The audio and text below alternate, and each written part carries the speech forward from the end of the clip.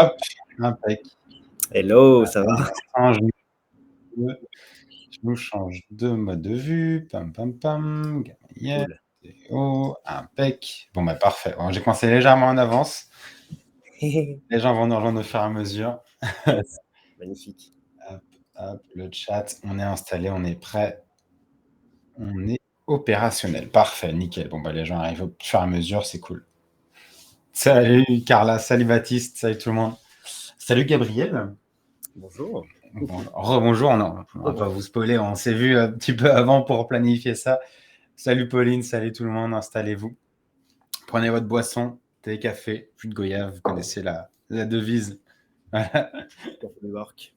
Exactement, let us work. Impec, eh bien, écoutez, installez-vous. Je vais faire un petit rappel pour commencer sur les événements de la semaine, sur le format Spotlight, etc., le temps que tout le monde arrive.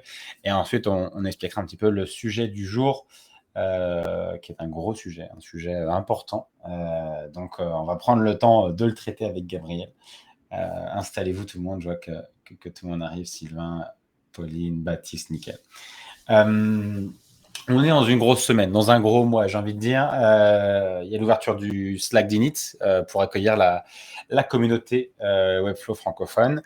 Et du coup, pour célébrer ça, pour accueillir tout le monde, on fait toute une série d'événements, toute une série de spotlight ou d'événements collaboratifs où on se retrouve pour parler de toute thématique autour de Webflow.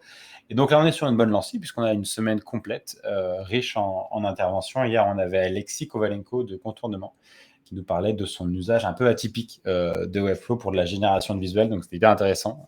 J'ai commencé un petit peu, je ne sais pas si c'est le cas pour vous aussi, mais j'ai commencé un petit peu à creuser le sujet pour mes différents documents, génération de documents depuis Webflow. Donc, un bon cas d'usage. Et puis, on va se retrouver donc demain pour la traditionnelle session cowork, qui est la FAQ en live où on débug, on résout les problématiques de chacun et on échange sur l'actualité, etc.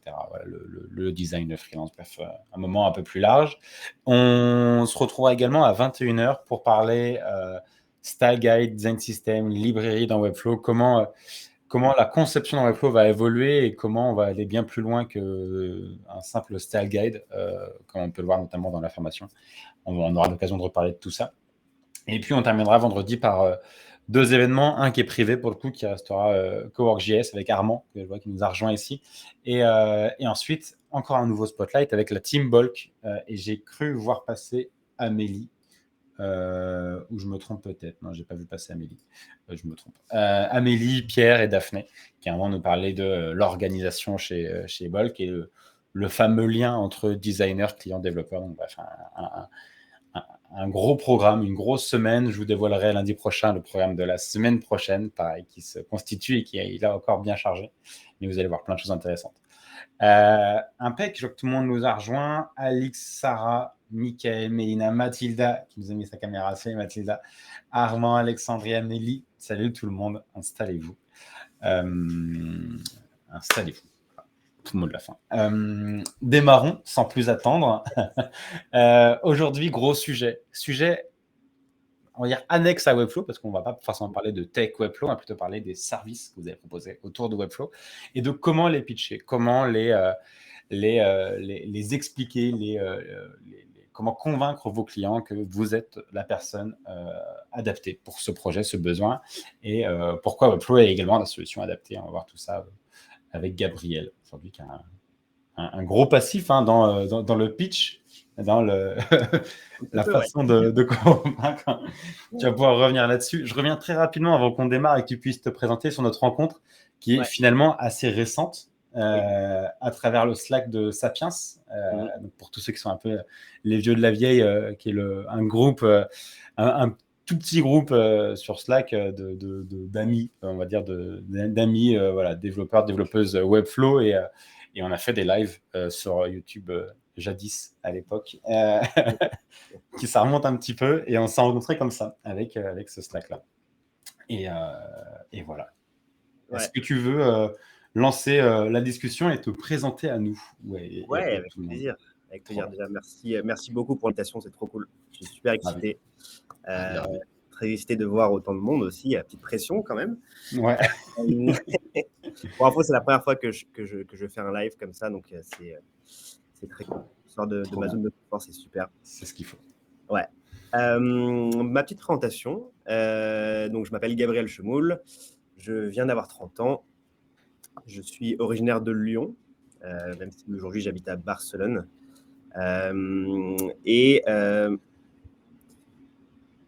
J'ai su très très tôt, contrairement à beaucoup de gens, ce que je voulais faire dans la vie. Ok. En gros, à 14 ans, enfin, la petite histoire, on va dire, je cherchais quelque chose à faire pour m'occuper. Je me plaignais auprès de ma mère que je n'avais rien à faire. Et elle m'a un peu aidé à chercher un peu des occupations. Et à un moment, elle me dit, bah, t'aimes bien les jeux vidéo, pourquoi tu pourrais pas créer des jeux vidéo? Ok. Moi, je prenais, c'est un peu pour une blague, mais je dis ouais, pourquoi pas et tout. Ça m'a l'air un peu impossible, mais pourquoi pas? Je vais creuser un peu le sujet. Donc, c'était il y a 14 ans, il y a 16 ans même. Donc, à l'époque, c'était pas aussi développé que ça. Aujourd'hui, il n'y avait pas d'outils no-code pour créer des trucs. Donc, je cherche sur Google créer jeux vidéo. Ok. Et je tombe sur un magnifique site qui s'appelait le site du zéro, Ouais. qui aujourd'hui s'appelle Open Classroom. À l'époque, ça s'appelait comme ça. Et qui proposait des formations pour apprendre à coder, apprendre un peu sur les différents langages de programmation, etc. Donc, j'ai commencé à m'y intéresser. J'ai appris un peu le C, le C++, le HTML, le CSS, donc plein de langages super cool. J'ai pas appris à créer des jeux vidéo. Ça dû faire qu'avant. Beaucoup plus difficile que ce que je pensais. Mais j'ai découvert la programmation en général et surtout la programmation web qui m'a vraiment passionné. Et à ce moment-là, j'ai su que je voulais créer des choses grâce à la programmation et surtout des sites web. Ok. Bon, j'avais 14 ans à l'époque. Je ne pouvais pas faire mon métier tout de suite, mais j'ai développé au fur et à mesure mes compétences jusqu'à mon bac. Après mon bac, j'ai forcément fait des études d'informatique à Lyon, qui m'ont servi à rien parce que j'avais déjà tout appris, mais ça m'a fait un petit diplôme. Même si je savais que je voulais créer des choses en informatique, je ne savais pas exactement quel métier je pouvais faire. Alors, au début, ça a été ingénieur informatique. Après, j'ai voulu faire de la recherche et de l'enseignement parce que j'avais fait un stage au CNRS et la recherche m'intéressait un peu. Et puis, c'est pas du tout comme ça que ça s'est passé. J'ai monté quelques projets avec mes potes, projets entrepreneuriaux, des sites, des réseaux sociaux, des trucs comme ça. Et j'ai découvert le monde de l'entrepreneuriat. Et donc, j'ai décidé, après mes études, de partir à Paris, le cœur de l'entrepreneuriat à l'époque, en tout cas. En région, ce n'était pas du tout développé. Et donc, je suis parti à 22 ans à Paris, où j'ai commencé à travailler un peu à droite à gauche, des trucs absolument rien à voir avec l'informatique. J'ai même fait agent de sécurité à un moment. Ah oui, très différent. Ouais. Très différent, parce qu'il fallait gagner sa vie. Et j'ai surtout fait donc, agent de sécurité dans un bâtiment un peu sensible à Paris, dont je tairai le nom, où je faisais un peu la surveillance devant les entrées et les sorties, vérifier que tout le monde, toutes les personnes qui rentrent sont bien invitées. Okay. Et un jour, il y a un monsieur qui vient me voir, un beau jeune homme blond qui vient me voir et qui me dit bah, écoute, ce soir, j'organise un événement ici, un événement de pitch, où je vais faire pitcher des startups devant un public avec des investisseurs, d'autres entrepreneurs, des clients potentiels, des journalistes, etc. Et donc, voilà, j'ai la liste des gens qui peuvent rentrer. Il y avait 150 personnes à l'époque, c'était assez impressionnant. Voilà, donc, ça s'arrête là. Très sympa, le mec. Je fais le soir même les entrées pour l'événement. Et il se trouve que juste après avoir fait rentrer les gens, c'était la fin de mon shift. Okay. Et du coup, je me dis, bon, pitch startup, c'est intéressant. J'ai monté des petits projets aussi entrepreneuriaux. Peut-être que je peux découvrir des trucs sympathiques, tu vois. Et donc, je rentre dans le bâtiment, j'assiste à l'événement. Et là, grosse révélation. À la fois les startups qui étaient incroyables, tous des projets les plus incroyables les uns que les autres.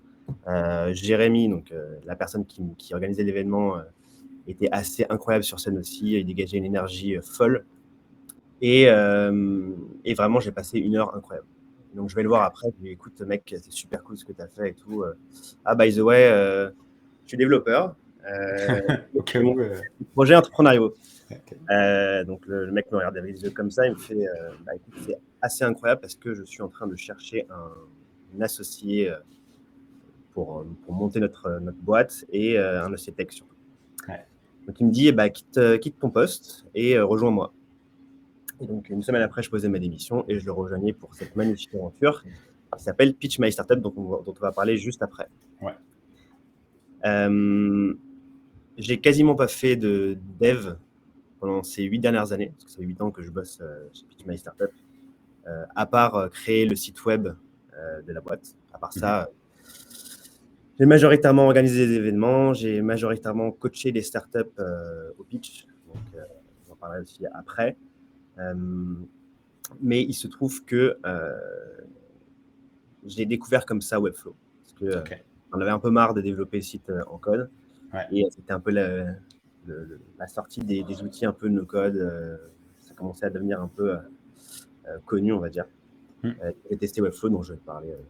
Je parlerai juste après de mon expérience avec Webflow. Trop bien. Voilà. Ça montre bien qu'il y a quand même des opportunités des fois à saisir, Ouais. où finalement tu te dis c'est maintenant que jamais, c'est j'accepte et je pars sur une nouvelle aventure, ou je reste dans cette situation où en effet voilà, tu étais en agent de sécurité et du coup tu pouvais aller difficilement dans des domaines ou apporter plutôt de l'entrepreneuriat, parce que c'est un domaine quand même assez classique, tu vois, dans le fonctionnement. Et du coup, c'est compliqué d'aller amener des sujets. Et là, tu as quand même une histoire incroyable. Tu vois, exactement. Dans chaque rencontre, une opportunité peut se cacher. C'est exactement ça. Ça montre bien aussi que le réseau se construit comme ça, par des opportunités. Le réseau et savoir justement saisir ces opportunités-là. Moi, à la base, je suis quelqu'un d'assez timide et assez introverti. Et c'était pas du tout mon genre d'aller vers les gens pour leur parler. Et je sais pas, ce jour-là, je me suis chauffé. Et j'ai bien fait, du coup. Parce que Bah ouais. lui, sinon. C'est incroyable. C'était combien de temps de ça déjà? C'était en 2014. Ok. 2014. Donc, il y a, Il y a 6 ans, c'est bientôt 7 ans. 6 ans, exactement. Ok. Voilà, c'était ça. Donc, et quand tu arrives dans cette boîte-là, là, on va commencer à parler un peu plus de cette boîte-là et de ce projet, du coup, que tu as mené. À ce moment-là, dès que tu arrives, tu décides de te lancer avec Webflow, ou c'est quelque chose, c'est un outil qui arrive quand même bien plus tard? Parce que là, à 2014, on est au tout début de Webflow, on est sur une V1 tout juste déposée, quoi. Alors, pas du tout. En gros, moi, à l'époque, le seul outil no-code que je connaissais, c'était WordPress, si on peut appeler ça no-code. Ok. Ouais. Il y a un gros débat là-dessus, mais ouais. Je ne parlais pas de WordPress. Voilà.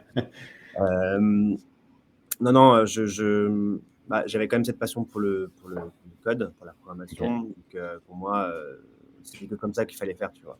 Et ça me faisait kiffer pour le coup. Mais c'est vrai que c'était assez. Ça prenait beaucoup de temps. Comme la plupart du temps, j'organisais des événements, je coachais des startups, etc. Je prenais pas forcément le temps de me former forcément aux nouvelles technologies, etc. Donc, je restais assez basique au début. Et en fait, c'est que quelques années plus tard que j'ai découvert Webflow, plus ou moins en même temps que Valentin d'ailleurs. Ouais, Valentin Geoffroy, ouais. Valentin Geoffroy, qui est un de mes anciens colocs pour la petite histoire. En plus, le monde est petit. Le monde est petit. Donc, on a découvert Webflow plus ou moins en même temps. C'était en 2018, je crois. Ouais, 2018. Donc, il y a quelques années quand même où j'ai fait du code. À un moment, j'ai même appris le Ruby on Rails pour développer une plateforme pour Pitch My Startup. Ok. Voilà. Excellent. Et du coup, finalement, quand il vient te chercher, donc Jérémy, quand vous avez les premiers échanges, lui, il cherche un associé technique. Donc toi, tu rejoins Pitch My Startup pour apporter ce soutien technique. Et finalement, là, tu disais, toi, tu étais amené à faire du coaching également en pitch. Donc, c'est quelque chose qui s'est développé pendant ces 6 années au sein de Pitch My Startup. Comment tu as travaillé cette approche-là? Comment tu as acquis ces compétences-là? Est-ce que c'est par la répétition, par le fait de suivre Jérémy dans différentes sessions de pitch? Comment tu mets ça en place? Et après, comment tu viens gagner des boîtes qui aujourd'hui sont comment dire, sont plus grosses que toi, dans le sens où toi, tu es ce consultant technique-là qui intervient au sein de Pitch My Startup et finalement, tu te viens à les conseiller. Donc, tu Ouais. as, voilà, t'as une approche de consulting finalement. Exactement. Tu as des trucs très pertinents pour le coup. Alors, nous, on l'a appris sur le tas, forcément. Ouais. En gros, c'était pas du tout notre objectif à la base de faire du coaching. Tout ce qu'on voulait faire, c'était vraiment de l'événementiel, du gros événementiel. Donc, en gros, à la base, Pitch My Startup, la première vie, c'était un événement de pitch de startup qu'on voulait faire grossir. On a fait grossir jusqu'à 600 personnes. Ok. Un gros event. Ouais, c'était assez cool. On a fait l'arrivée de WeWork en France. On a fait pitcher Conto, Alexandre Pro de Conto, Ok. alors que c'était qu'une idée encore Conto à l'époque. Ok. Il a d'ailleurs gagné le grand prix de notre événement. Et donc, on n'a pas eu le choix en fait de coacher ces startups-là sur leur pitch, parce qu'en gros, si ces startups-là pitchaient mal leur boîte, non seulement pour elles, c'était problématique parce qu'elles ne pouvaient pas atteindre leurs objectifs, donc choper de nouveaux clients, choper de nouveaux talents, etc. Mais en plus, pour nous, comme notre produit principal, c'est l'événement, Ouais, bien sûr. c'est pas bon, les gens ne reviendront pas. Ouais. On n'avait pas le choix d'accompagner ces startups-là sur leur pitch. Ok. Malgré le fait qu'ils avaient des super projets, ils ne savaient pas forcément très bien pitcher, ils pouvaient se balader devant 600 personnes, pas lever des fonds, pas recruter, etc. Donc, on l'a fait un peu de façon amateur au début, mais on restait, Jérémy surtout, c'est lui l'expert là-dedans à la base, Jérémy restait extrêmement bon naturellement, sans avoir à faire de formation là-dessus, etc. Ça venait un peu naturellement, les conseils qu'il donnait, les changements du pitch, etc., étaient vraiment très pertinentes. Et du coup, dès le début, ça nous a fait passer pour des experts, alors qu'on s'y connaissait à peine. Donc, on a appris un peu sur le tas. On a formalisé aussi notre méthode au fur et à mesure sur le tas. Au début, c'était un peu donner des conseils un peu de façon aléatoire, on va dire. Et pour ma part, en tout cas, j'ai appris sur le tas, mais j'ai aussi appris beaucoup de Jérémy. C'est un orateur né, le mec qui dégage un truc de ouf. Et il a un grand smile naturellement. Il est à l'aise devant des milliers de personnes. Enfin, donc, j'ai beaucoup appris de lui. On a il m'a enseigné beaucoup de choses. Et c'était quoi la fin de la question? La question, c'était quoi? Alors c'était plutôt dans l'approche. Du coup, donc voilà, vous êtes reconnu comme étant expert, et donc finalement, vous venez à coacher des boîtes qui aujourd'hui sont ultra reconnues. Enfin, voilà, tu as parlé de Conto, aujourd'hui, c'est la banque pro de référence. Donc, c'est colossal. Et finalement, tu as un peu répondu en disant que tu vois, c'était cette position-là de comment on se sent à l'aise pour venir pitcher à quelqu'un qui, techniquement, aujourd'hui, voilà, est capable de mener une boîte à cette envergure-là. Ce qui est intéressant, c'est que vous avez créé à la fois j'ai envie de dire la distribution, mais le regroupement. Et donc, de ce regroupement-là, vous avez découvert plein d'approches de pitch. Et donc, finalement, vous êtes nourri de ça pour proposer une offre, construire une offre qui disait, voilà, écoutez, aujourd'hui, nous, on est capable de voir devant vous 600 pitchs. De ça, on en tire le meilleur et on vous crée une offre pour vous expliquer comment tirer le meilleur voilà, du pitch, quoi. Et je trouve ça hyper intéressant. Il y a un autre truc qui je trouvais très pertinent et qui est un peu global à tout ce qui est le consulting de manière générale, c'est qu'au début, on va consulter, on va faire du consulting pour une entreprise, une boîte, un client. On va expliquer notre manière de faire, nos process, etc. Et puis, on va le faire à un deuxième client. On va venir là encore plus le formater, l'adapter. Enfin, on va se roder finalement. Puis un troisième, puis un quatrième, etc. Et à la fin, il y a une offre qui se crée. On dit, ouais, aujourd'hui, j'ai fait du consulting pour tant de boîtes. Donc, je peux très sincèrement vous accompagner sur de nombreux sujets. Et par cette notion de masse, on crée quelque chose, on crée une offre, et cette offre-là, elle est pertinente parce que vous avez côtoyé plein de grosses boîtes. C'est hyper intéressant. Enfin, je trouve ça très inspirant. Tout à fait raison. C'est une sorte de cercle vicieux que tu commences à créer au fur et à mesure. C'est un peu des effets composés aussi. Au début, tu fais ça gratuitement, forcément. C'était pas notre business model, donc ça ne me dérangeait pas de le faire gratuitement. Et au fur et à mesure, tu commences à choper de l'expérience, augmenter ton nombre de clients accompagnés, formaliser ta méthode, choper des noms de plus en plus importants. Enfin, tu vois, on a fait Conto, mais on a fait aussi des on-off, la nouvelle boîte de André Macron sur la musique, on a fait des bodyguards, on a coaché en tout 3000 entrepreneurs. Ok. Et C'est colossal. ouais, c'est un des gros arguments qu'on a, c'est qu'on a, on a 9 années d'expérience, 3000 entrepreneurs, on a aidé à lever plus de 2 milliards d'euros en tout. Donc, tu vois, je spoil un peu le truc, mais c'est typiquement l'argument qu'il faut sortir en pitch. Ok.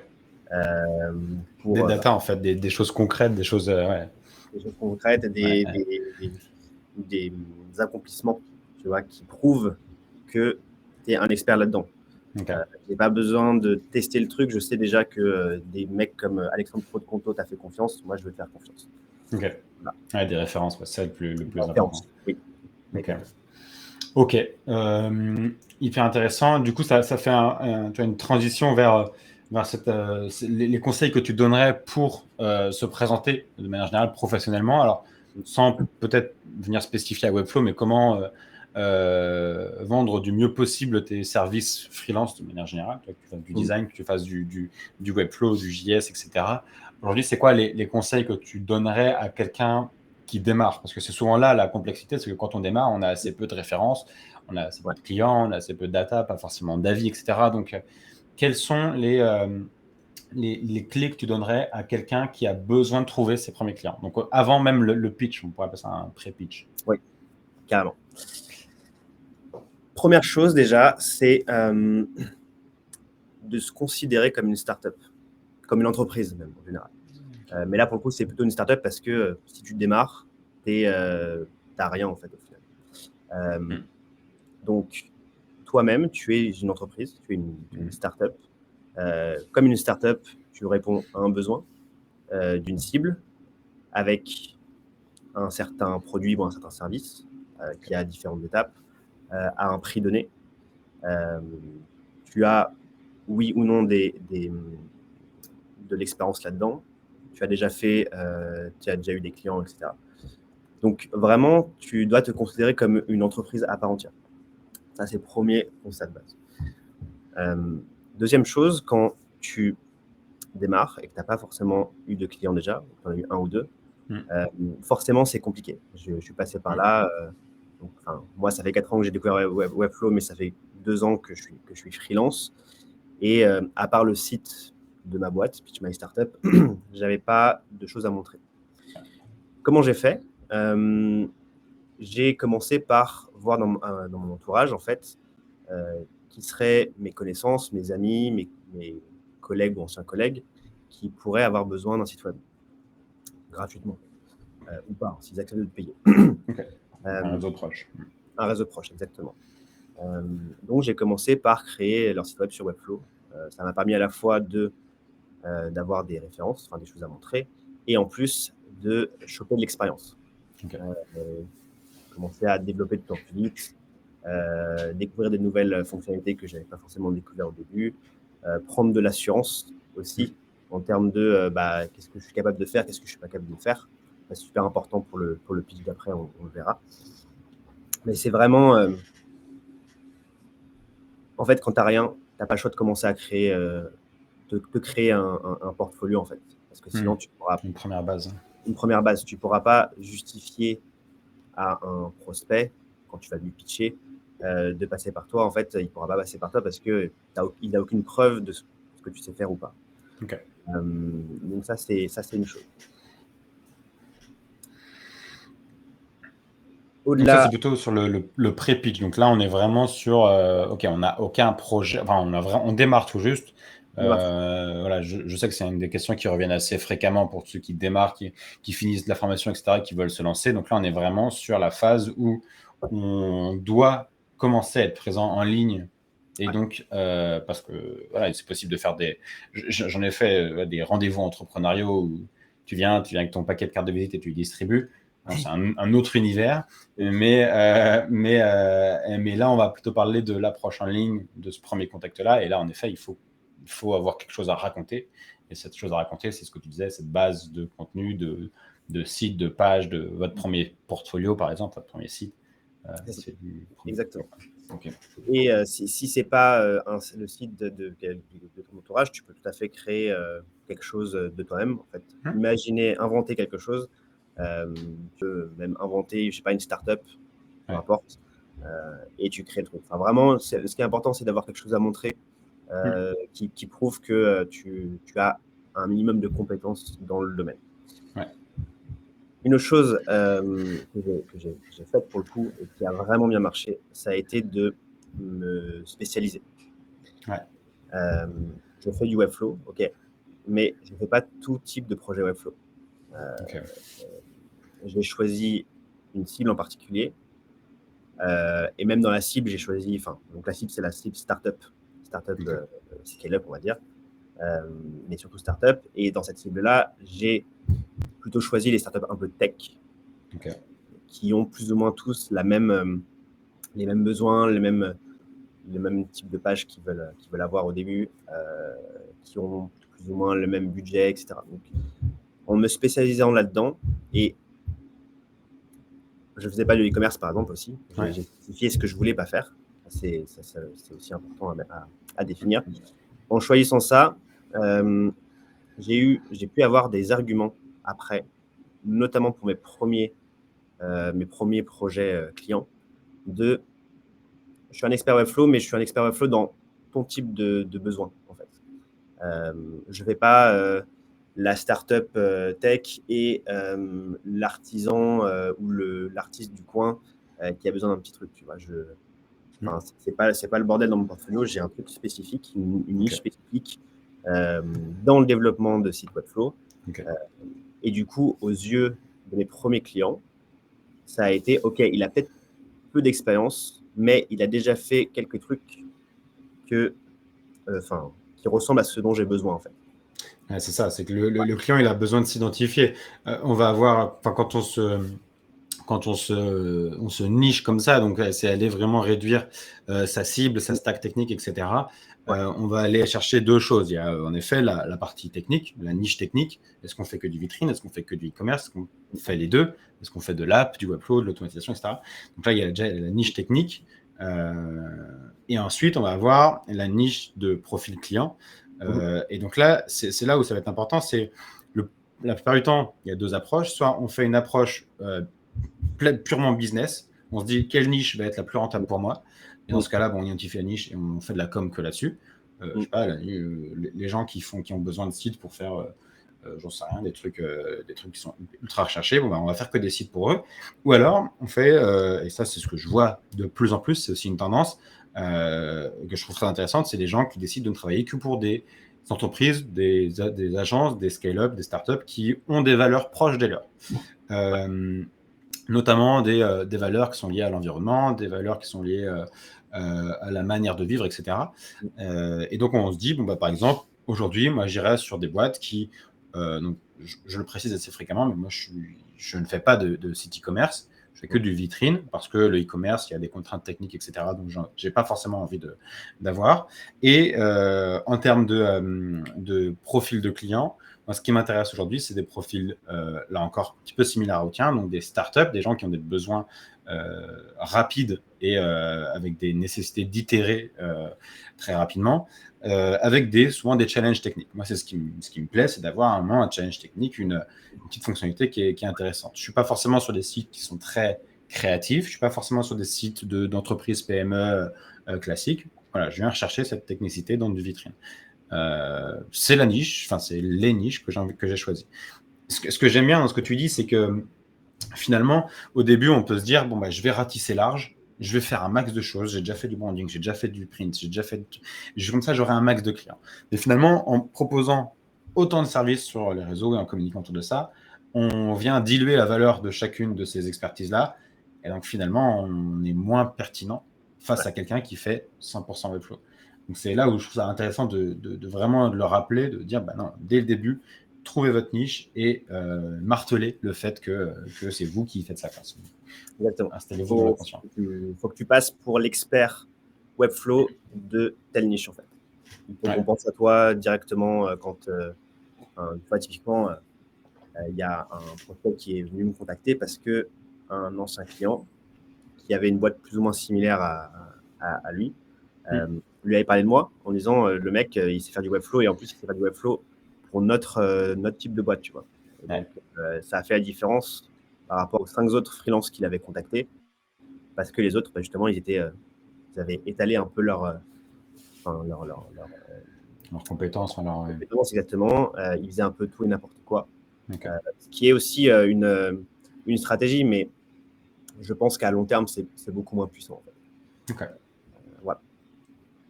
Ok, je trouve ça intéressant aussi là. Je rebondis sur ce que disait Hué dans le chat. Proche, fake project, side project, tout est permis vu que c'est compliqué au démarrage, en effet. Quelque chose qui est assez intéressant et qu'on peut retrouver, alors pas seulement au début, mais tout le long de la vie de freelance, c'est le fait de proposer des refontes d'applications, de choses. Il y a le site de l'URSSAF, bon, c'est un peu mieux que ce que ça a été, mais il y a toujours moyen d'optimiser. Donc, franchement, des challenges comme ça, vous trouvez un site qui aujourd'hui vous plaît pas forcément, dans une niche qui vous plaît, et potentiellement proposer des refontes. Je sais que Lilian, alors je sais pas si Lilian est là avec nous, mais Lilian avait fait ça aussi pour un site qui proposait des burgers. Il l'a fait sur LinkedIn, là, une petite vidéo de 60 secondes qui expliquait voilà, l'interface de ce site-là correspondait pas forcément au message qui était transmis. Et donc, il a proposé un petit redesign et il n'a pas été jusqu'au développement, mais il aurait pu. Et donc, techniquement, en fait, derrière, ça peut faire écho à une entreprise qui est potentiellement concurrente ou dans un secteur similaire qui se dit, bah ouais, en effet, je suis d'accord, mon client, ça ne correspondait pas à son message. Peut-être que moi aussi, il y a des choses à optimiser, etc. Et donc, on peut assez vite s'identifier à ces projets de refonte. Donc, projet faux, projet de refonte, les deux sont hyper intéressants. Ça peut être aussi des side projects si vous souhaitez commencer à lancer des side projects en parallèle. Ce qui est important, c'est de montrer pas seulement le rendu final, et ça c'est quelque chose sur lequel on pourra revenir, mais c'est de montrer des étapes de conception qui justifient votre expertise. Je fais une petite aparté là-dessus, mais en gros, Aristide Benoît, qui est un des meilleurs devs aujourd'hui en France, un dev WebGL, notamment sur des technos qui sont très avancés, sur Instagram, il partage en story des étapes de développement. Alors évidemment, il n'y a pas de partager le code. C'est pas forcément très pertinent, pas forcément très intéressant, mais pratiquement une fois par jour ou une fois tous les 2 jours, on a 3-4 stories de OK, bon bah là j'ai besoin de faire un carrousel un peu spécifique. C'est parti. Il nous montre le besoin, enfin le rendu avant, il nous montre le rendu en cours et il nous montre le rendu à la fin. Et en effet, on se dit bah OK, ouais, il a réussi à faire ça, c'est hyper pertinent, c'est très intéressant et on voit que ça renforce sa position d'expert. Donc ça, c'est des choses qu'il ne faut pas hésiter à faire dès le début. Parce qu'au début, on a souvent l'impression de se dire bah, je suis débutant, je démarre ma vie de freelance, etc. Ce que je vais dire, ce n'est pas forcément très pertinent. Le client, il ne sait pas du tout comment vous bossez. Donc, le fait de montrer comment vous bossez, ça permet d'assurer l'expertise donc sur la technicité que vous avez, et ça permet d'avoir aussi un capital sympathie quand même assez intéressant parce que vous êtes pédagogue finalement et vous communiquez, etc. C'est des conseils qu'on retrouve assez fréquemment. Je ne sais pas si tu voulais d'ailleurs rebondir sur d'autres conseils ou d'autres ressources. Ouais, enfin, c'est lié à ce que tu viens de dire, mais ouais, le building public, de façon générale, est vraiment super intéressant. Ça montre, comme tu l'as dit, cet aspect un peu pédagogie. Ouais. Et ça, pour le coup, aux yeux des clients, c'est extrêmement important. Parce que, personnellement, dans la plupart des cas, on m'a demandé de leur expliquer comment utiliser le site après, tu vois, comment le modifier potentiellement, etc. Et le fait de savoir expliquer bien aux gens, c'est un vrai élément de différenciation. J'ai connu des devs Webflow qui non seulement ne savaient pas expliquer extrêmement bien, mais en plus à qui ça saoulait en fait. Ils n'aimaient pas ça. Et je pense que c'est essentiel d'avoir cet aspect-là de pédagogie parce qu'on a souvent tendance à imaginer les devs comme des gens un peu fermés. Un peu, ça va pas être une partie de plaisir de bosser avec lui ou avec elle. Et si tu prouves le contraire avant même de commencer la relation, bah, tu as déjà fait 50% du chemin. Ouais, clairement. Clairement, je suis entièrement d'accord, surtout que le milieu du dev, c'est quelque chose qui est aujourd'hui pour nous relativement commun, même si on démarre sur Webflow, on comprend l'approche du développement. Faut se dire qu'il y a quand même aussi énormément de personnes qui, lorsqu'ils recherchent un site, ne savent pas forcément comment ça fonctionne derrière, comment on met en place un site. Est-ce que c'est simplement du design sur un outil et puis notre site apparaît? Est-ce que c'est des étapes plus compliquées? Donc, le fait de montrer son process on est sur des projets alternatifs, des projets de refonte, des faux projets, c'est important de montrer le processus que vous avez mis en place pour convaincre le client, voilà, par cette approche-là, par votre manière de travailler.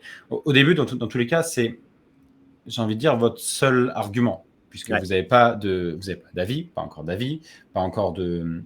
de site réel à présenter. Donc, le seul argument sur lequel vous pouvez vous différencier des autres, de la masse, c'est votre approche, c'est votre manière de travailler. Donc là, il y a vraiment une carte à jouer qui n'est pas forcément très compliquée à mettre en place, parce qu'en soi, vous êtes humain et vous parlez de ce que vous faites au quotidien. Je sais que Mélina et Pauline, je crois qu'elles sont là d'ailleurs, mais on parle sur LinkedIn un petit peu, donc de cette approche-là, de comment elles travaillent avec Eddy, etc. Enfin, Eddy qui est leur agence.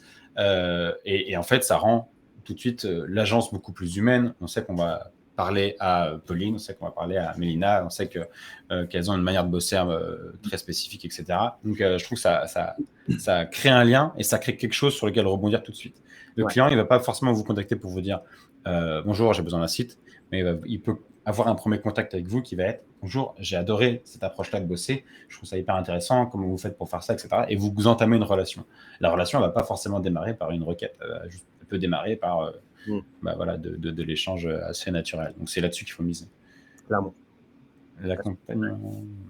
Ok, je relis l'accompagnement permet de noter les freins et de vulgariser les choses pour un user qui n'a pas le même niveau d'expertise. Ouais, c'est ça. Exactement. Ouais, c'est ça.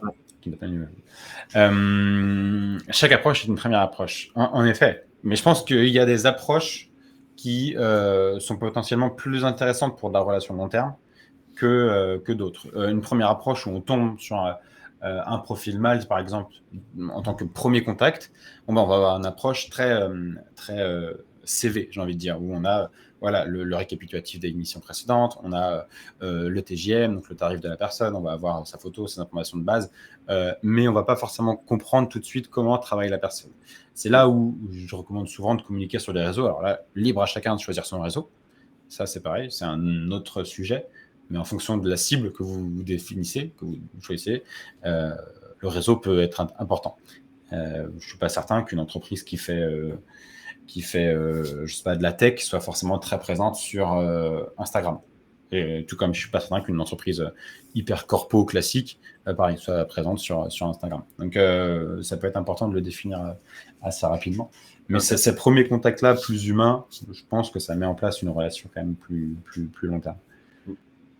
Il y a Armand qui nous demandait comment faire alors quand on se lasse vite et qu'on change de niche assez souvent. Est-ce que tu veux y répondre? Ou je me lance? Comment faire quand on se lasse vite?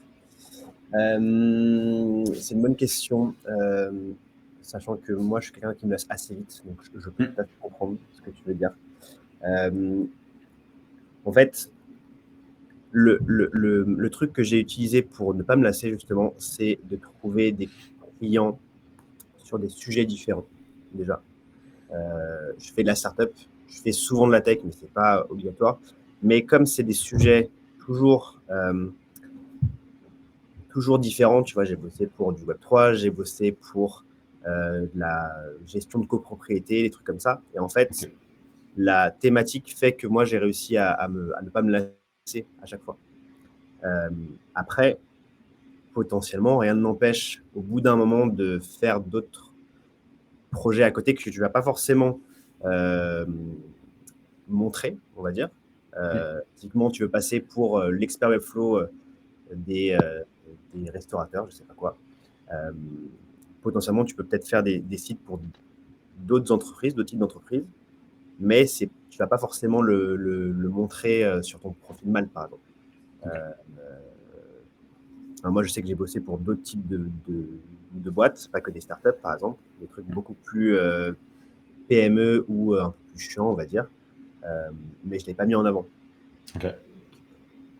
Il y a aussi cette solution-là de OK, tu peux accepter d'autres types d'émissions, mais juste tu le marketes pas, en fait. Okay. Voilà, ça, c'est quand tu commences à avoir une base de projets quand même plus avancée. C'est ça. Au début, Ok. tu profites du fait que tu n'es pas encore lassé pour faire un seul type. Et au bout d'un moment, quand tu commenceras à te lasser, mais que tu auras quand même déjà un minimum de clients et un minimum de croissance, on va dire, là, tu pourras te permettre de changer ta devise de client. Ok. Voilà. Ok. T'en penses Moi, quoi? moi, je suis assez d'accord avec toi, parce que je rebondirais juste sur le fait que là, on parle de niche, donc de cible de clients et de stack technique. Si ça se trouve, la niche, c'est pas forcément ce qui va te définir. Toi, ce qui va te définir, c'est peut-être plus une approche, dans le sens où peut-être que tes projets sont très différents. Je sais carrément, d'ailleurs, tes projets sont assez différents. Mais finalement, dans tous ces projets-là, tu vas retrouver un élément commun qui va être ton élément différenciant. Moi, par exemple, mon cas, c'est que j'aime bien quand il y a un challenge technique. Si le site, c'est juste de faire un site très classique, par exemple en utilisant une librairie Helium ou autre, avec des éléments à la suite, sans vrai challenge technique, le projet peut être très intéressant financièrement, mais moi, ce que je recherche ne va pas apparaître. Donc, le projet ne va pas être forcément un projet que je vais sélectionner. Les projets sur lesquels on peut avoir des approches assez techniques, par exemple quand il y a un multilangue à gérer, quand il va y avoir une gestion du CMS assez avancée, ou alors un menu un peu tricky à faire. Ça, c'est des choses qui me bottent pas mal. Du coup, c'est quelque chose sur lesquels je vais communiquer quand on va parler à des clients. Et c'est des choses sur lesquelles mon expertise va remonter, parce que voilà, je vais dire, bon, bah, écoutez, moi, les sites, votre projet me parle parce que j'ai déjà rencontré une problématique similaire. Et on n'est pas sur de la problématique de, bon, bah, il me faut une section comme ça, puis une section comme ça, puis une section. C'est votre problématique de formulaire spécifique avec, je repense à Armand parce qu'on a réussi à bosser ensemble sur un projet avec l'ancienne agence dans laquelle il était, avec Lundstone, où le projet, c'était comment dire, une entreprise d'ératiseurs qui avait besoin de se start-upiser. Donc, on va essayer de réduire ça quand même en termes d'information. Mais en gros, c'est une entreprise qui venait enlever les nuisibles ou venait... non, pardon, pas les nuisibles, les chasseurs de fuite. C'était chasseurs de fuite, c'était des fuites d'eau. Donc, voyez, le principe de comment on vient start-upiser de la recherche de fuite et de l'intervention. Et le problème principal qu'il y avait, l'enjeu principal qu'il y avait, c'est qu'il fallait construire un formulaire où les gens pouvaient venir déterminer leurs besoins par eux-mêmes en disant, bon, bah, j'ai une fuite à tel endroit, dans telle pièce, et ce que je constate, c'est ça. Et en fonction de ça, alors se dessinait une offre, une prestation de l'entreprise. Et donc, du coup, on avait un site très classique, avec du CMS ou des animations classiques, et on avait cette approche-là de formulaire complexe, avec un système de réservation, avec de l'empreinte bancaire, etc. Et là, le projet devient intéressant. Là, on n'est plus dans une boîte, ni plus ni moins un plombier qui a besoin d'un site, quoi. On est sur, OK, il y a un enjeu, il y a des services qu'on doit lister, il y a un formulaire technique, il y a de l'empreinte bancaire, il y a de la réservation, etc. OK. Là, le projet, il me parle, là, le projet, il me plaît. Exactement, de la préqualification de lead. C'était les gens qui se préqualifiaient eux-mêmes. Donc ça, c'était encore plus intéressant. Et du coup, ce projet-là, bon, on est parti avec. On est parti avec l'agence Lundstone et Armand notamment pour cette construction de formulaire. Mais en soi, si ça avait été juste un site de plombier, je ne pense pas que je serais monté sur le projet. Parce que voilà, cet enjeu technique était intéressant. Donc, ce que j'essaie de dire, c'est que même si la niche, la cible de clients change fréquemment, qu'un coup, vous allez aider une PME, un coup, vous allez aider une start-up, un coup, vous allez aider une asso, peut-être que votre élément différenciant, votre tronc commun, il se cache ailleurs. Ça peut être dans de la technique, ça peut être dans de l'approche design. Je sais pas, vous apportez de l'illustration. Vous faites des sites hyper illustrés, hyper immersifs, pour de l'asso comme pour de la startup, comme pour de la PME. En fait, au début, vous allez, je pense, potentiellement galérer un petit peu à définir cette niche-là, parce que vous allez vous dire, bon, ben moi, les choses que j'aime bien faire, c'est ça. Et donc, vous allez vous identifier comme ça. Et puis, au fur et à mesure que les projets vont avancer, finalement, cette niche-là, elle peut bifurquer légèrement et se dire, ah ben, OK, finalement, l'élément de différenciant, il n'est pas sur mon illustration ou mon client, mais plutôt sur une approche technique ou sur voilà, je sais pas, une direction artistique que vous déposez. Enfin, il y a plein d'approches. Et ça va se construire au fur et à mesure. Et vous ne la garderez pas toute votre vie. peut-être qu'à un moment, vous en aurez marre de faire des sites vitrines. Et vous vous direz, bah, vas-y, je veux faire de l'e-commerce. Et vous partirez sur de l'e-commerce. C'est la niche, on va plutôt dire la spécialisation que vous choisissez, votre approche, elle peut être basée sur plein de choses. La cible, Ouais. la technique. Intéressant. Et pour le coup, j'y avais pas pensé, mais l'une de mes spécificités, c'est de faire 99% du temps, c'est de faire de l'intégration de maquettes. Ouais. Euh, Ouais. je fais pas de design, je fais pas de. Ok. Tu me files une belle maquette. En général, je juge aussi sur la beauté du truc. Et moi, je te l'intègre à la vitesse de l'éclair. Ok. Et d'ailleurs, c'est dans mon titre sur Malte, parce que je suis sur Malte, Ok. Ouais. c'est Webflow Expert intégrateur, tu vois, intégration. Ok. J'ai commencé à faire au début un peu de design, etc. Mais ça me plaisait pas du tout. Et du coup, Ok. j'ai fait du full intégration et je suis aussi un peu connu pour ça. Ok. C'est-à-dire que les mecs, les meufs qui me contactent savent que s'ils arrivent avec une maquette, ça leur prendra 2 fois moins de temps à avoir le site au final qu'un autre mec. Tu vois. Et c'est parce que j'ai développé des compétences et des méthodes pour intégrer le plus vite. Hyper rapidement. Ouais. Et ça, c'est un de mes arguments aussi quand je me présente à un prospect, c'est votre maquette, vous pensez que ça allait prendre 4 jours, moi, ça va me prendre 2 jours. Ok. Voilà. La vitesse de livraison, ouais, ça peut être un argument. Ouais. Exactement. C'est intéressant parce que souvent, moi, je conseille l'inverse, mais du coup, tu as un parti pris qui est, mine de rien, assez justifié. C'est qu'aujourd'hui, je reconnais Webflow comme étant un outil et non pas forcément un métier. Et donc, je recommande souvent de venir combiner Webflow à d'autres expertises. Et du coup, de le packager comme ça et de se vendre comme ça, comme tel. Par exemple, j'ai un profil plutôt de designer. Et donc, quand je parle de prestations, bon, bah, c'est un package complet, design plus Webflow. Et parfois, ça va être Webflow plus JavaScript, Webflow plus Growth, Webflow plus marketing, Webflow plus autre chose.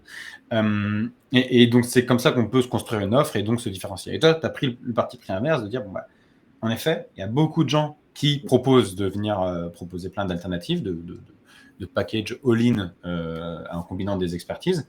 Toi, tu dis non, moi je vais faire quelque chose, par contre je vais le faire extrêmement bien, et donc ça va être extrêmement rapide, potentiellement aussi avec un coût intéressant, et finalement c'est comme ça que tu viens de démarquer. Donc c'est pertinent, tu te démarques par la vitesse finalement.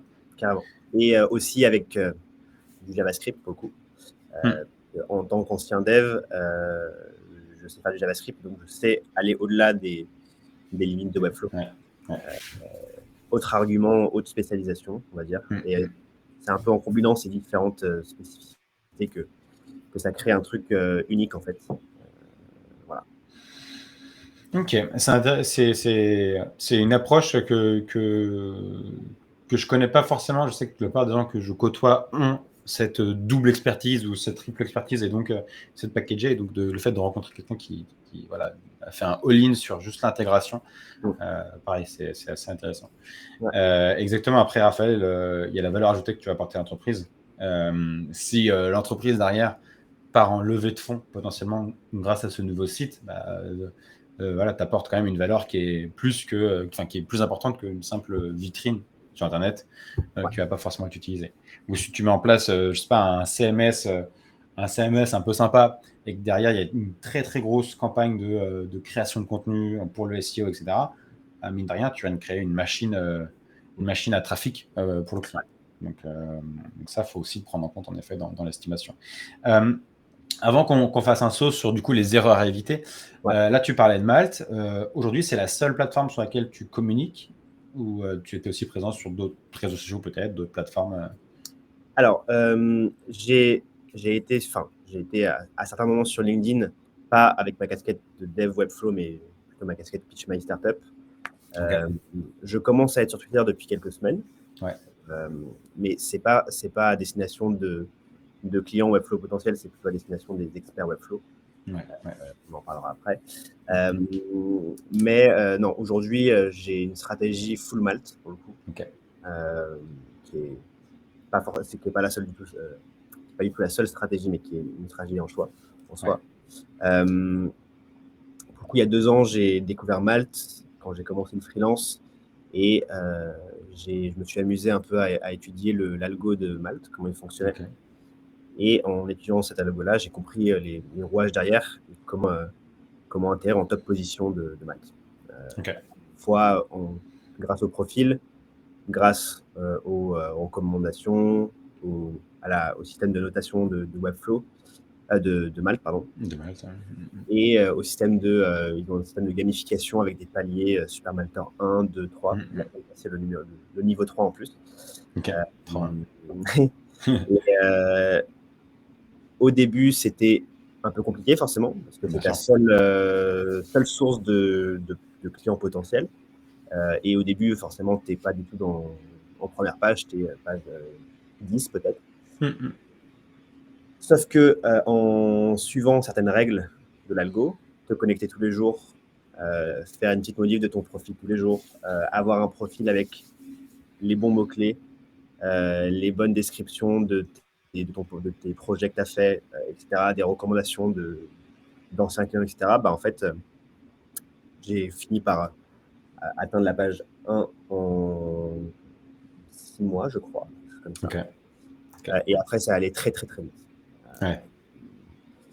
Bon, il y a aussi forcément le fait que mon profil était un pitch, en fait. Ouais. Et c'est de ça qu'on parle aujourd'hui. C'est que mon profil, et on pourra le voir si vous voulez, Carrément. Ouais. il peut être encore amélioré, mais c'était un vrai pitch pour le coup. J'ai suivi les bonnes pratiques du pitch startup et ça en a convaincu beaucoup. C'est l'avantage de savoir pitcher. Et oui, c'est ça. Ça a été un vrai élément différenciant pour le coup. Et je peux vous montrer si vous voulez. Carrément, allons-y. Normalement, tu as le bouton à gauche, share. Ah, parfait. Alors, Ouais, cool. mais c'est exactement ça, DMA, c'est une optimisation. On remonte dans les premiers résultats de Google comme on remonte dans les premiers résultats de Malte. C'est l'inverse de ma phrase, mais ouais. Oui, c'est ça. Donc là, mon profil est invisible parce que j'ai déjà des missions en cours, mais voilà en gros à quoi ressemble mon profil. Donc il y a mon nom, il y a ma photo qui est un peu comme votre logo en fait, comme le logo de votre boîte. Donc j'ai choisi de mettre une photo avec un fond de couleur, avec un grand sourire. Ça fait vraiment la différence par rapport à d'autres freelances où la photo est pas folle, où il tire un peu la gueule, etc. Il y a mon titre, Webflow Expert Intégration. Donc là, dès la page de recherche, ils voient ce titre-là, ils savent que je fais du Webflow et que je fais de l'intégration. Ouais. J'aurais pu aller plus loin en termes de spécificité, mais j'ai voulu me spécialiser vraiment là-dedans. Il y a le nombre de missions avec les notes, qui est un gros élément important de Exactement. C'est la une réassurance. réassurance, exactement. Mon tarif, machin, bref. Je ne peux pas aller voir tout le truc. Ce qui est intéressant, c'est à la fois les compétences, donc là, c'est les listes de mots-clés qui me définissent, et le vous en quelques mots, qui est le fameux pitch dont je parlais. Ouais. Donc, je vais le dire assez rapidement, mais je suis expert Webflow intégrateur. Là, c'est moi en une phrase. Vous êtes une entreprise en croissance. Donc là, ils savent si je parle à eux ou pas.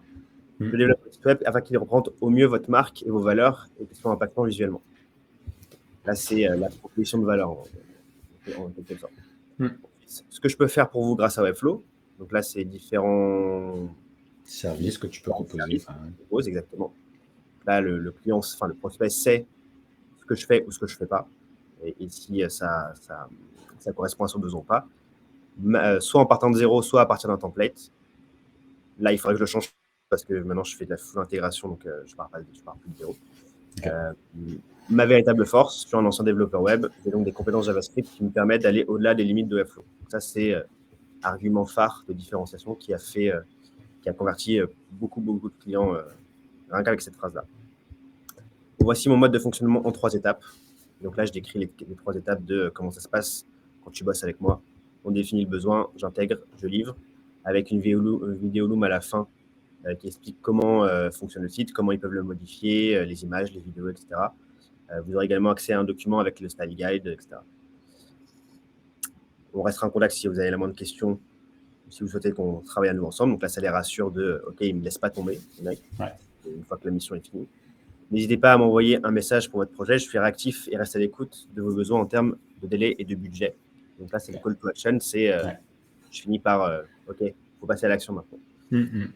Donc, ça ressemble beaucoup à un pitch startup, un pitch assez court en 2-3 minutes. Et rien qu'avec ça, déjà, la personne va savoir si oui ou non son besoin correspond à mon profil. Ouais. Et il va avoir une idée de c'est quoi de bosser avec moi, c'est quoi mes avantages concurrentiels, des éléments de rassurance sur voilà, je ne laisse pas tomber une fois que c'est fini, etc. Et ensuite, on a donc le portfolio. J'ai fait un peu joli, j'ai fait des petits trucs comme ça. Ouais, c'est différents clients pour qui j'ai bossé, Silver, Felix, Alan, Job, etc. Donc j'ai vraiment mis en avant les plus grosses boîtes, enfin les boîtes les plus connues, on va dire, avec qui j'ai pu bosser, et un aperçu de à quoi ça ressemble. Donc on voit vraiment que, de façon générale, les sites se ressemblent en termes de structure, en termes de type de visuel. Donc c'est très, il y a beaucoup de couleurs, il y a beaucoup de, enfin il y a toujours le héros en dessous, enfin au-dessus avec des logos, etc. Il y a des formulaires parce que c'est des landing pages. Enfin voilà, là même visuellement on voit une certaine uniformité en termes de projet. Ouais, puis il y a un effort dans le détail de simplement, on aurait pu mettre juste un visuel 16/9 du site. Là, il y a un effort dans la présentation, il y a un souci du détail, d'alignement, etc., de répétition. Je trouve que ça retransmet aussi, mine de rien, de manière plus implicite, ce perfectionnisme que tu peux avoir, tu vois, cette volonté d'aller chercher partout. Et tu vois, Armand, ça fait un peu écho à ce que disait Gabriel. En effet, si tu choisis, si tu fais que du développement et que si tu acceptes de développer des sites qui sont techniquement moches, en effet, c'est ton travail qui va être aussi perçu comme étant moche. Donc là, il y a un choix, mine de rien, dans le travail d'intégration, d'aller sur des sites qui sont très sympas visuellement, qui, mine de rien, se retrouvent aussi. Il y a un travail de présélection de tes missions parce qu'elles vont t'impacter derrière. Exactement. Et c'est intéressant ce que tu dis parce que c'est inconsciemment, la personne peut se dire, OK, si je travaille avec lui, je vais faire partie des gens qui ont eu l'opportunité, l'honneur de travailler avec lui, en gros. Tu inverses un peu le rapport de force, d'une certaine façon, qui est, OK, il y a Alan, il y a Silver qui a bossé avec lui. Est-ce qu'il me ferait l'honneur de faire partie de ton panel panel de voilà, exactement, des trophées. Donc, mais ouais, c'est vraiment intéressant et je pense que c'est une façon aussi intéressante d'avoir cet aspect quali, tu vois. Enfin, je trouve que c'est un gage de qualité de savoir ce que tu veux et de savoir ce que tu veux pas. Et je pense que c'est aussi rassurant pour des prospects, pour des futurs clients. Le mec sait ce qu'il veut, c'est ce qu'il fait. Il doit être passionné par ce type de site-là parce que je vois que ça. Donc, il correspond encore plus à ce que je recherche. Trop bien. Donc là, tu reprends grosso modo ta page Malte. L'idée, c'est d'abord d'attirer par de la data, de la donnée courte. Donc là, on parlait de ces avis-là que vous allez demander à chaque fin de mission. Même le premier réseau proche que vous mobilisez pour refaire du site, techniquement, c'est un avis qui est gratuit pour vous. C'est un avis que vous pouvez demander à vos premiers clients. Vous voyez, Valentin. C'est le premier avis. Le premier avis qui est remonté. Donc, c'est un avis sur lequel il faut miser également. Donc, dès que vous le pouvez, fin de mission, on demande l'avis. On avait également le temps de réponse qui, pareil, va être assez important. Dans ton speech, tu expliquais que tu avais de la réactivité, que tu étais capable de répondre rapidement. Ça le prouve ici, Malte le confirme. Temps de réponse 4 heures, taux de réponse 100%. Et derrière, ça va être que de la... alors c'est pas de la vanity métrique, mais tu vois, le fait que 38 personnes t'aient ajouté en favori, le fait que tu as quand même 2 à 7 ans d'expérience, ça vient conforter le fait que tu sois super malteur. Ça conforte encore plus cette position de OK, là, il y a un profil intéressant. On creuse le sujet, on a le pitch et on termine par quelque chose qui visuellement est très attirant. Et là, on peut passer un peu plus de temps à aller voir les visuels, etc. Et à la fin, on n'est que convaincu. Et en plus, ça, tu reprolonges derrière avec cette approche-là. J'en avais parlé un petit peu dans des sessions cowork, mais plutôt que de simplement mettre en tant qu'expérience ce que vous avez fait à telle date et où, allez plus loin, expliquez vraiment en détail ce que vous avez apporté comme nouvelle fonctionnalité, comment vous avez travaillé avec cette agence-là, ce client-là, et puis un lien du site. Le client, il ira toujours voir votre travail directement. Donc là, vous avez la possibilité d'aller chercher vraiment des. Là, c'est vraiment, j'ai envie de dire, c'est la cerise sur le gâteau. C'est la touche finale qui fait que, ah ouais, ok, il m'a convaincu par son pitch, il m'a convaincu par ses visuels, je peux encore avoir d'autres infos. Ah, c'est royal. Ouais, c'est clair. Bah, c'est exactement ça, tu vois. Effectivement, intégrer un formulaire qui n'est pas natif à Webflow, créer un décompte en JavaScript, booster les performances SEO. Donc, ça, je rentre plus dans le détail de la valeur que j'ai apportée concrètement Ouais. et ce que je serais capable de faire pour vous, si vous souhaitez accepter de bosser avec moi. Ouais. Et vous ferez partie des trophées qui seront sur mon profil. Et je pourrais rentrer aussi en détail sur ce que j'ai fait pour vous, etc. Voilà, Ouais. Et ça, c'est des choses, là on parle de Mac, c'est des choses que vous pouvez également faire sur LinkedIn, sur votre site. Quand vous expliquez un projet, en effet, si vous mettez juste les visuels du projet, bon, voilà, on va pouvoir juger uniquement de la beauté du projet. En tant que, si vous vendez en tant que uniquement développeur ou développeuse, c'est plutôt sur la fonctionnalité, sur le challenge technique que vous allez pouvoir vous marketer, vous communiquer. Là, tu parlais de formulaire sur mesure. Ça, c'est des choses, le client, ça se trouve, il sait déjà qu'il a besoin de ça. Là, le fait de lire ça, il dit, ah ouais, tiens, ça confirme, j'en ai besoin. Et là, ce gars-là est capable de le faire. Donc, ça renforce. Ouais. Mais voilà, c'est des bonnes manières à utiliser bien au-delà de mal. C'est vraiment dans la manière de communiquer.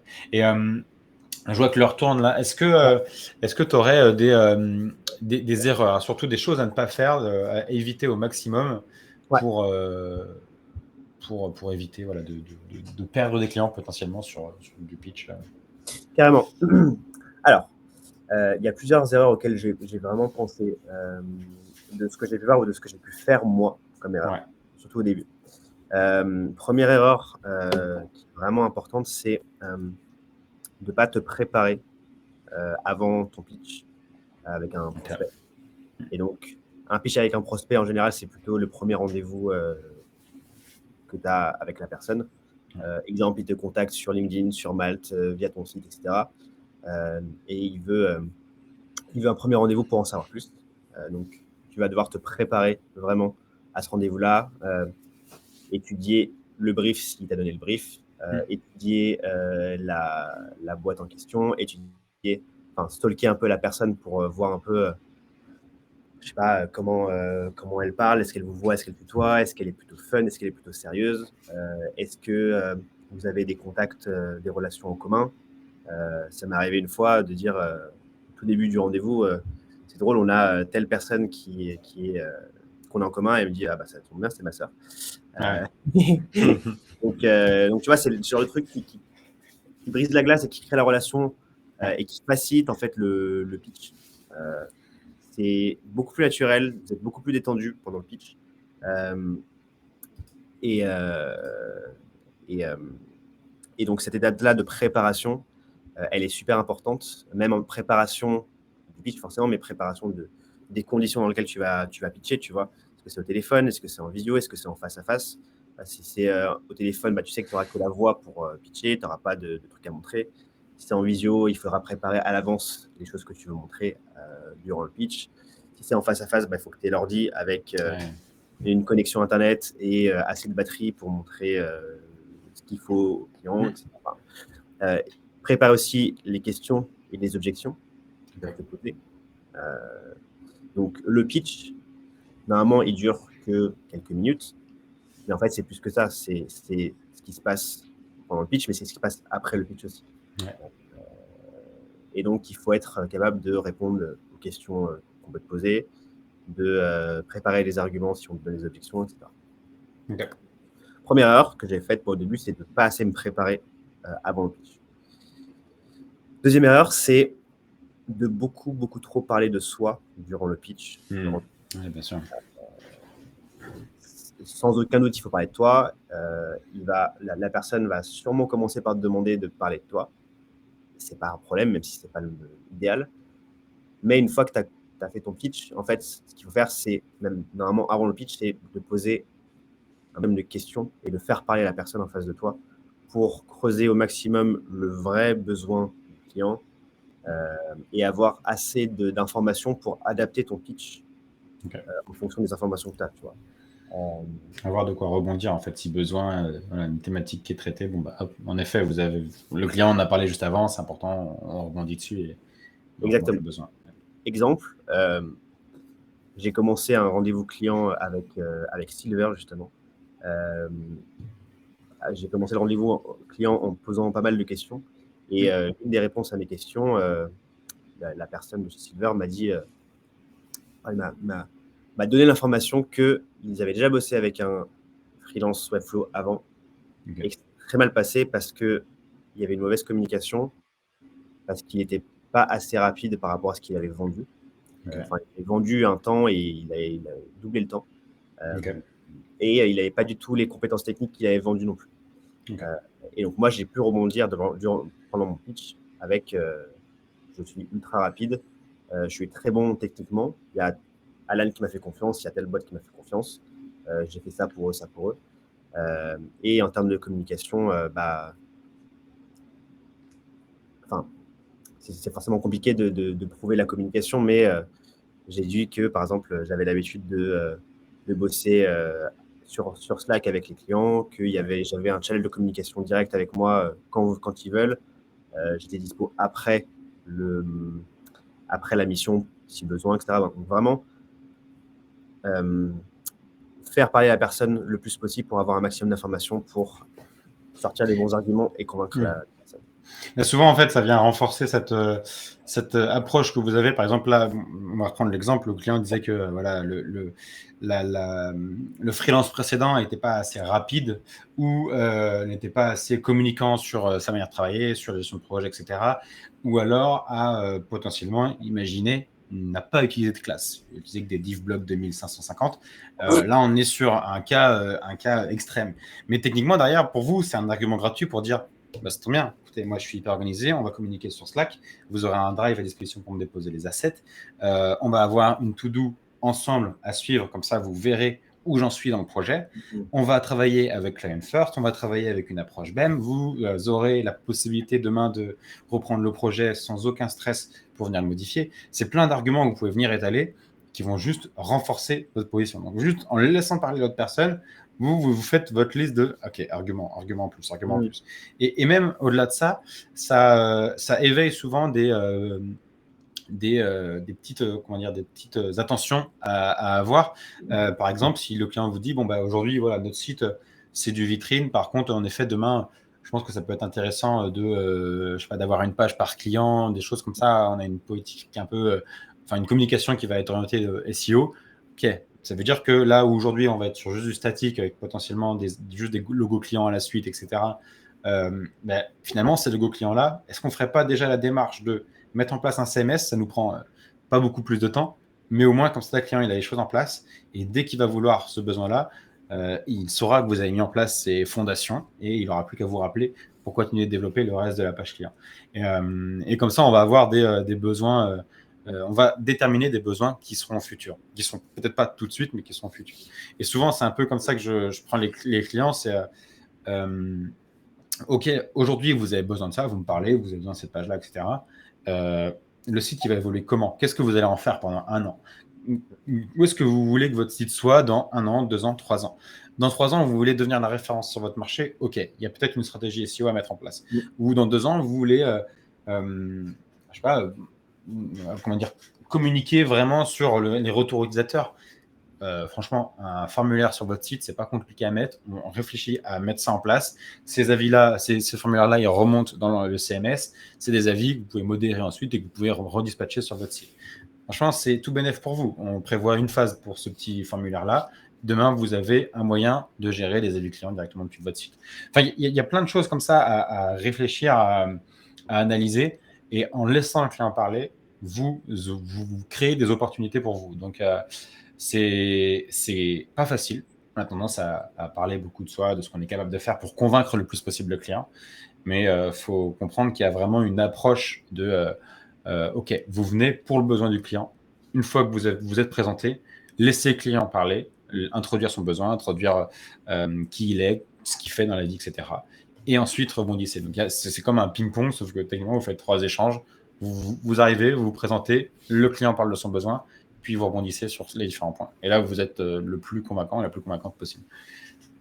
Carrément. Exactement, beaucoup d'empathie. Ouais, non, parce que ça développe aussi une certaine confiance, confiance du client en toi, en fait, du prospect. Et ça fait la différence après, au moment où de la réflexion de avec qui je vais bosser. Putain, le mec, là, il m'a vraiment inspiré confiance. J'ai pu bien parler. Il m'a fait sortir des besoins. Je ne savais pas trop comment le sortir. Et franchement, ça s'annonce bien pour la suite du projet si on bosse avec lui. Ouais, c'est ça. En fait, c'est hyper réconfortant. Ouais. Je vous mets là la méthode 100 cases dont parle Blandine. J'ai trouvé une référence. Alors, c'est une première référence de Salesforce. Je vous laisserai aller checker s'il y en a d'autres qui vous parlent. Je recheck bien. Ouais, c'est bon. Donc, sécurité, orgueil, nouveauté, confort, argent, sympathie. Je pense qu'il y a un gros sujet là-dessus aussi. Nickel. Ouais.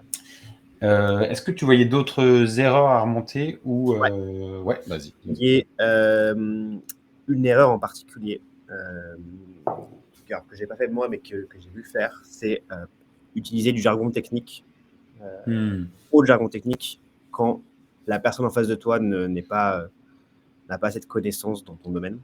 Donc, freelance Webflow, tu vas pas parler de termes techniques que la personne ne va pas comprendre, parce qu'en fait, non seulement ça va pas passer pour quelqu'un de bête, genre, ok, je comprends pas, il m'explique pas, tu vois. Plus ça s'annonce mal pour la suite. On parlait de pédagogie tout à l'heure. Donc, soit tu expliques le jargon technique pendant que tu en parles, soit tu n'en parles pas, en fait. Au début, en tout cas, pendant ton pitch, il n'y a pas forcément besoin de savoir les détails techniques. Tu penses passer pour un expert, mais en fait, juste tu l'embrouilles plus qu'autre chose. Ok. Ouais, de peur de perdre le client. Finalement, ouais, ça va rendre la discussion. Ça va pas forcément prouver votre expertise. Au contraire, ça va agir comme tu vois, un défaut, puisque en effet, vous allez perdre en pédagogie et en explication. Donc, ok, très intéressant. Ouais. Un dernier peut-être. Est-ce que tu en as ou t'en as plus? Mais un dernier, ouais, en effet, qui est un peu moins important, on va dire, mais qui quand même qui peut faire la différence, c'est de négliger les conditions dans lesquelles tu vas pitcher. Ce que j'entends par conditions, c'est alors pour le coup, j'étais dans j'avais l'autre casquette de recrutement d'un expert, et la personne était très compétente, mais on était en visio, la caméra était, on voyait absolument rien, c'était dégueulasse, il n'y avait pas de lumière, le micro il grésillait, la connexion internet elle était moyenne, et aucun sourire, les conditions de l'échange étaient vraiment mauvaises. Et du coup, ça, consciemment ou inconsciemment, ça peut être néfaste. Ou à l'inverse, justement, je sais pas comment dire ça, mais bénéficier, ouais, bénéfique pour toi. bénéfique pour toi, exactement, merci. Par rapport à d'autres. Je sais que à 2 reprises en particulier, on m'a dit j'avais 2 choix, toi ou un autre freelance, mais j'ai préféré toi, même si vous aviez le même niveau, j'ai préféré toi parce que la première fois qu'on s'est parlé, tu es arrivé avec un énorme sourire, tu avais un magnifique décor autour de toi, les conditions étaient vraiment parfaites et je sais pas, ça m'a fait un truc qui fait que genre je me suis senti bien, à l'aise et j'avais envie et ça m'a fait sourire dès le début, tu vois. Donc dans les conditions, il y a aussi l'aspect sympathie qui est dans le truc que tu as envoyé, je crois, il me semble. Ouais. Qui fait que son casse là, je crois que c'est sympathie. Ouais, ça, sympathie, c'est le dernier S. Cool. Voilà, donc les conditions, et c'est pour ça que quand je quand je suis avant un rendez-vous avec un prospect, je prépare vraiment bien mon décor, je teste si la caméra, si le voit assez bien, si le micro marche bien. J'essaie de le placer au bon endroit. Je penserai à sourire dès le début. Même quand je suis au téléphone, le fait de Ça sourire, s'entend. Ouais. et ça fait une vraie différence. Ça met à l'aise la personne directe. Et après, quand tu pitches, elle a plus tendance à t'écouter parce que tu as créé un lien très fort directement alors que tu ne la connais même pas. Tu vois. Ok. C'est hyper important. C'est ce premier contact que vous allez avoir. Donc, autant paraître le plus sympa, le plus cool possible. L'idée, c'est de leur donner envie de bosser avec vous. Donc, c'est clair. on va tout miser là-dessus. Ok. On a vu énormément de bonnes pratiques, de manières d'optimiser sa première approche. Évidemment, c'est des choses qui fonctionnent. Là, on a beaucoup parlé de profils débutants, de nouveaux freelances. C'est des choses qui s'appliquent aussi à des freelances expérimentés. Vous pouvez tout à fait optimiser vos canaux de communication en revoyant, en reprenant ce que Gabriel fait notamment sur son Malte, etc. Optimiser, pareil, donc les erreurs à éviter pour là encore convaincre le plus facilement possible. Aujourd'hui, j'en profite là. Si vous avez des questions, n'hésitez pas à les mettre dès maintenant. On y répondra juste après. Là, on va plutôt faire un petit aparté sur ce que Gabriel fait aujourd'hui, parce que comme tu nous l'as dit, tu ne fais plus uniquement du freelance. Là, tu t'es lancé dans un autre projet, notamment avec Carla. Carla, si elle veut nous rejoindre aussi en même temps, tu pourras nous dire de vive voix si tu veux, Carla, et je t'ajouterai en spotlight. Parfait. Je t'ajoute un grand. Nickel. Donc, Gabriel et Carla qui sont aujourd'hui sur un nouveau projet qui s'appelle Nama. Est-ce que vous pouvez nous en dire plus et on fera le finish sur ce média que vous lancez si vous voulez. Avec plaisir. Donc Nama, exactement, NA2MA, qui est un projet sur lequel on s'est lancé il y a quelques mois maintenant. En gros, l'idée de Nama, c'était de vraiment répondre à des besoins qu'on a nous en tant qu'expert Webflow. Donc, Carla est aussi expert Webflow. Et on a un peu détecté un peu les différents besoins qu'on peut avoir en tant qu'expert Webflow, donc répondre à nos propres besoins. Et pour ça, on a décidé de créer donc Nama, qui a plusieurs services, plusieurs volets, on va dire. Ouais. Premier volet qui est celui dont on va parler aujourd'hui, qui est l'aspect média. En gros, c'est le premier, le média francophone spécialisé sur web. Exactement. Qui sera, la première newsletter sera lundi prochain. Il y a un partage de templates, de librairies, de components et de clonables qu'on va pouvoir vous envoyer toutes les semaines pour que vous puissiez, je sais pas, par exemple, utiliser des components pour votre prochain projet, dupliquer un template pour votre prochain projet, avoir des clonables pour apprendre de nouvelles choses, que ce soit en termes d'animation, en termes de technologie, etc. Donc, pas mal de guides et de tutoriels qu'on va créer ou que nos partenaires vont créer, qu'on va pouvoir vous partager pour que vous puissiez être tenu au courant des dernières actualités autour de Webflow, que vous ayez des tutoriels sur tel ou tel sujet, sur le SEO, sur Webflow, sur GSAP, sur des trucs comme ça. Et voilà, je crois que j'ai tout dit. Ouais. Et là, on est sur la première étape qui est le média, qui va sortir lundi prochain. Vous pouvez déjà vous préinscrire du coup sur nama.io, na2ma.io, et vous aurez en avant-première Merci beaucoup, Kevin. Première newsletter dès lundi. Voilà. Pour ceux qui connaissent, on a Julien Boidroux qui fait la veille No-Code France de manière générale, qui fait un travail colossal à l'échelle du no-code francophone. Et là, aujourd'hui, j'ai l'impression qu'on est dans un mix spécialisé Webflow entre cette veille-là Et je reçois également la newsletter de CodePen, tu sais, Oh, avec des ressources comme ça. Enfin, c'est pas des clonables, mais des ressources réutilisables. Et finalement, on est dans un entre-deux de OK, on est 100% Webflow, on est 100% francophone également. Et là-dedans, on va avoir un cap de tout ce qui a pu se passer dans l'écosystème Webflow francophone. Et en même temps, de ressources. Parce que c'est vrai qu'aujourd'hui, quand on recherche, je sais pas, des templates, des composants avancés, etc., des choses clonables, il faut aller de son plein gré dans le showcase, dans les ressources clonables. Et donc, forcément, c'est un effort aussi. Alors que là, on a finalement une veille, quelque chose une curation qui arrive directement dans sa boîte mail. Je trouve ça quand même royal c'est ça. de pouvoir recevoir ça. Ça t'assure toutes les semaines de recevoir les dernières actus, les dernières ressources, Ouais. des ressources toujours plus intéressantes pour développer tes compétences, pour accélérer la vitesse à laquelle tu développes tes projets, grâce à des components, etc. Donc, ouais, vraiment, c'est typiquement le genre de choses qui nous manquait à nous en tant qu'experts Webflow.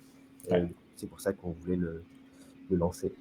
Trop bien. Et je trouve que même si vous avez un positionnement où vous accompagnez les profils experts dans le développement encore plus de leur expertise, finalement, ces templates-là, ces ressources clonables, cette veille, ça peut tout autant servir à des profils débutants, des curieux même de Webflow, savoir un petit peu ce qui se fait, ce qui est possible de faire avec Webflow, de savoir ce qui se passe de manière générale dans l'écosystème Webflow. Donc, je trouve ça intéressant d'avoir un média qui touche une cible aussi large, finalement. Donc bravo pour ce média. C'était nécessaire, donc il fallait quelqu'un s'y lance et c'est un gros chantier que vous lancez là, mais ça va être très intéressant. Il y a Club, et il y a Nama aussi à côté qui participe au développement de la communauté Webflow francophone, quoi. Bah ouais. Et c'est cool, ça fait du bien. Il était temps d'avoir un endroit où se réunir et un endroit où suivre tout ce qui se passe, parce qu'il y a énormément de choses qui se passent.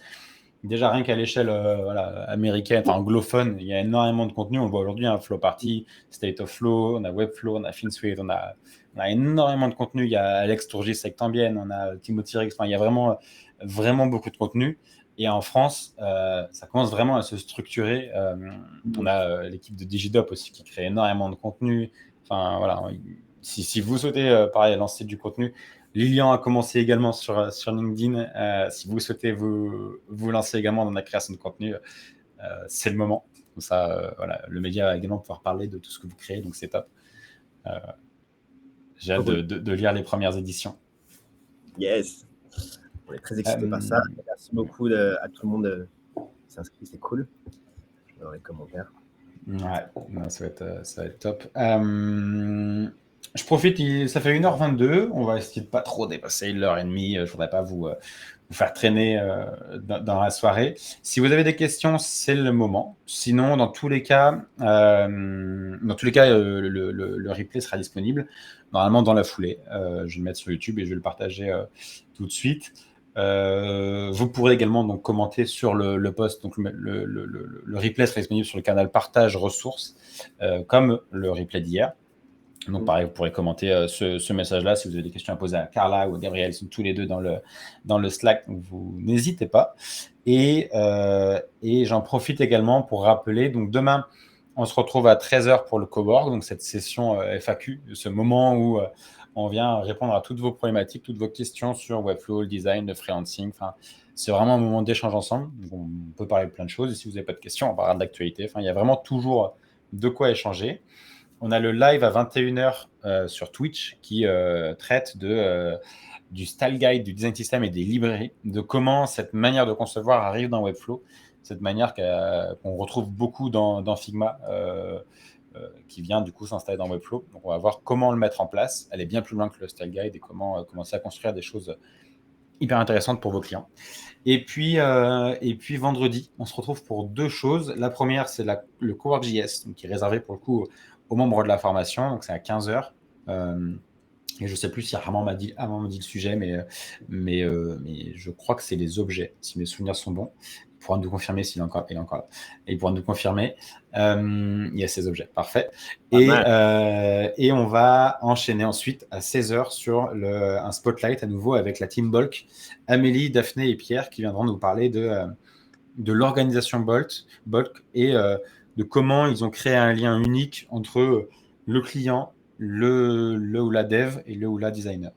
Et donc ça va être, je pense, très très intéressant pour tous ceux qui souhaitent s'organiser avec des collaborateurs, etc., ceux qui veulent monter des petits collectifs, des studios ou alors juste travailler ensemble. Je pense que ça peut être très très intéressant aussi. Parfait. Je vois pas de questions. Pas de questions, pas de... C'est clair, du coup. Voilà. Bah, c'est que tout est clair, hein, c'est ça, c'est qu'on a traité plein de sujets. Je vérifie juste que j'ai bien sauvegardé tous les liens pour vous les repartager ensuite. Normalement, c'est bon. Ok, super, parfait. Top. Merci Carla, merci Gabriel. Bah, merci à toi. J'espère que vous avez passé un bon moment. Ouais, bon, bah top. J'espère que vous avez passé un bon moment aussi dans le chat. 1h30, vous aurez le replay dans la foulée. Donc n'hésitez pas si vous êtes arrivé en cours. Et ravi que ça vous plaise, ravi que ça te plaise. Click Kevin, Mathilda, DMA, top, bon, parfait, ravi que ça vous plaise, trop bien. Ouais. Super cool. Merci à tous, à très vite, bonne soirée. Bonne soirée. Puis on se retrouve demain, 13h. Ciao, ciao. Salut tout le monde. Salut tout le monde. Ciao. Bonne soirée.